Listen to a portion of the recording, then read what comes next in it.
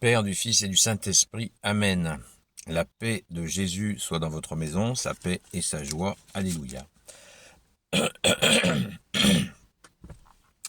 Saint Évangile selon Saint Jean, chapitre 15, versets 9 à 17. Comme le Père m'a aimé, moi aussi je vous ai aimé. Demeurez en mon amour. Si vous gardez mes commandements, vous demeurerez en mon amour, tout comme j'ai gardé les commandements de mon Père, et je demeure en son amour. Je vous dis tout cela pour que ma joie soit en vous et que votre joie soit entière. Voici mon commandement. Aimez-vous les uns les autres comme je vous ai aimé. Il ne peut pas y avoir de plus grand amour que de donner sa vie pour ses amis. Et vous, vous êtes mes amis si vous faites ce que je vous commande. Aussi, je ne vous appelle plus des serviteurs, car le serviteur ne sait pas ce que fait son maître. Je vous traite d'amis parce que je vous ai fait connaître tout ce que j'ai appris de mon Père. Ce n'est pas vous qui m'avez choisi, mais je vous ai choisi et je vous ai donné mission pour que vous alliez et que vous portiez du fruit, et que ce fruit demeure. C'est ainsi que le Père vous donnera tout ce que vous demanderez en mon nom. Aimez-vous les uns les autres, c'est là mon commandement. Merci Jésus. Peut-on commander d'aimer? On peut se poser la question. Ben oui, bien sûr que Jésus peut nous commander d'aimer. Ça va de soi, c'est un commandement, c'est ce qu'on oublie. On oublie régulièrement. C'est que dans des situations de vie, ou des fois dans des tensions, eh bien, nous oublions ce commandement. C'est pas une « s'il vous plaît, pensez-y, si vous n'avez pas autre chose à faire, aimez-vous les uns les autres ». Non, c'est un commandement. Et nous, comme on comprend un peu ce qui nous arrange, ben on oublie que c'est un commandement. Et c'est un commandement d'amour qui est donné par amour et qui nous donne la capacité de le faire. Jésus nous dit pas « je vous commande de vous aimer les uns les autres, au revoir, moi je vais à la plage ». Non, pas du tout. Jésus nous dit qu'il nous commande de nous aimer les uns les autres et il va nous donner tout ce qu'il faut pour arriver à le réaliser. C'est ça. Et c'est ce que nous ne pouvons trouver nulle part ailleurs. Nulle part ailleurs, nous pouvons trouver la force de mettre en œuvre cet amour. Jésus nous donne déjà les moyens d'évacuer en nous ce qui est problématique. Par exemple, si nous avons des colères, eh bien Jésus nous libère de la colère. Il nous libère de tout ce qui peut entraver à la diffusion de cet amour qu'il nous commande d'avoir les uns envers les autres. C'est ça qui est absolument unique avec toi, bien-aimé Jésus. C'est que tu nous donnes la force de le faire. Tu ne nous dis pas « fais ceci, débrouille-toi ». Non, on le fait et c'est pour notre bonheur. Il n'y a pas plus grand amour que de donner sa vie pour les autres. C'est ce que Jésus a fait lui-même.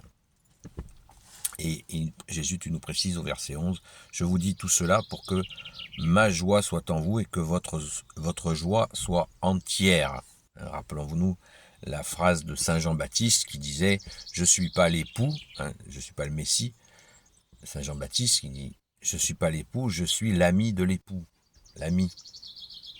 Et ma joie est complète et nul ne peut m'enlever cette joie. Nous dit Saint Jean-Baptiste déjà au tout début. Saint Jean-Baptiste, le précurseur qui annonce Jésus, le Messie. Déjà, c'était son cousin en plus, vous le savez. Merci Jésus. Donc, quelle joie nous attend à mettre en œuvre ce commandement d'amour.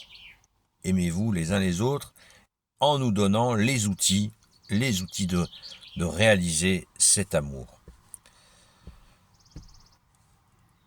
Aussi, je ne vous appelle plus serviteur, car le serviteur ne sait pas ce que fait son maître. Je vous traite d'amis parce que je vous ai fait connaître tout ce que j'ai appris de mon Père. Jésus nous a tout transmis, rien n'est caché. Dans une autre séquence d'évangile, Jésus nous dit tout ce qui est caché sera révélé. Jésus révèle tout. Il nous a tout donné de l'enseignement de son Père, et même sur le comment son Père voulait qu'il enseigne, Jésus l'a mis en œuvre. Et là, le sommet, Jésus nous dit, ce n'est pas vous qui m'avez choisi, mais je vous ai choisi et je vous ai donné mission pour que vous alliez et que vous portiez du fruit et que ce fruit demeure. C'est ainsi que le Père vous donnera tout ce que vous demanderez en mon nom. Aimez-vous les uns les autres, c'est là mon commandement. Et Jésus, tu insistes encore. Que vous alliez et portiez du fruit. Ça, on a déjà vu avec la parabole. Ceux qui ne l'ont pas vu, c'est disponible dans les vidéos derrière, vous pouvez regarder. Que vous alliez et vous portez du fruit. On a vu la parabole de la vigne. Nous sommes les sarments sur le cep de vigne, que tu es Jésus et ces sarments. Et Jésus, tu nous expliques que pour donner du fruit, nous devons rester fidèles, rester sur le sarment. On ne peut pas porter du fruit en allant dans d'autres spiritualités, d'autres voies, ou je ne sais où. Il faut rester fidèle à toi, Jésus, à ton Église catholique, apostolique, et ainsi, et seulement ainsi, nous porterons du fruit. Et ce fruit, au verset 16, Jésus nous en donne la qualité, c'est qu'il aura une qualité exceptionnelle, ce fruit, qui est nulle part ailleurs, c'est que ce fruit demeure. Vous savez que nous vivons un monde éphémère. Les gens, ils passent une chose à l'autre.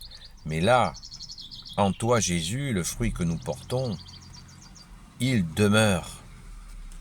Quoi de mieux quand on diffuse cet amour, ton amour, ô Jésus, jamais le nôtre à nous, mais ton amour, Jésus, et de voir que par répercussion, il va porter du fruit, cet amour, et il va demeurer dans la durée, et lui-même va porter du fruit. C'est sans fin, c'est merveilleux, c'est magnifique. Merci Jésus.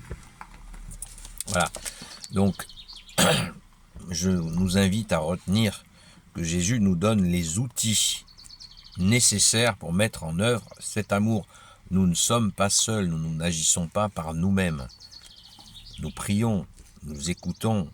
Jésus, chrétien, veut dire celui qui écoute, pour qu'il nous aide, pour que tu nous aides, bien-aimé Jésus, à mettre en œuvre cet amour.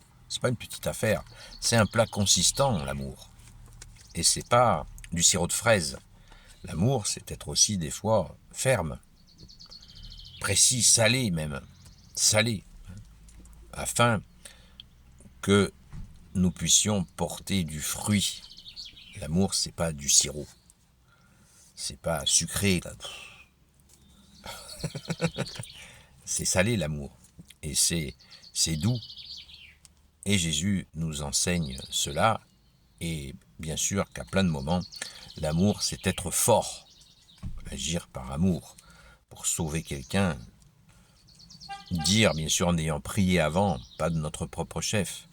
Mais dire déjà à quelqu'un quelque chose d'important pour le salut de son âme, sans juger, en ayant bien prié avant, Jésus, donne-moi les mots pour que je puisse dire à cette personne qu'elle s'égare et que Jésus est le bon berger et qu'elle aurait bien meilleur intérêt à suivre Jésus dans son Église catholique apostolique afin de bâtir sa maison sur le rocher que tu es, Jésus.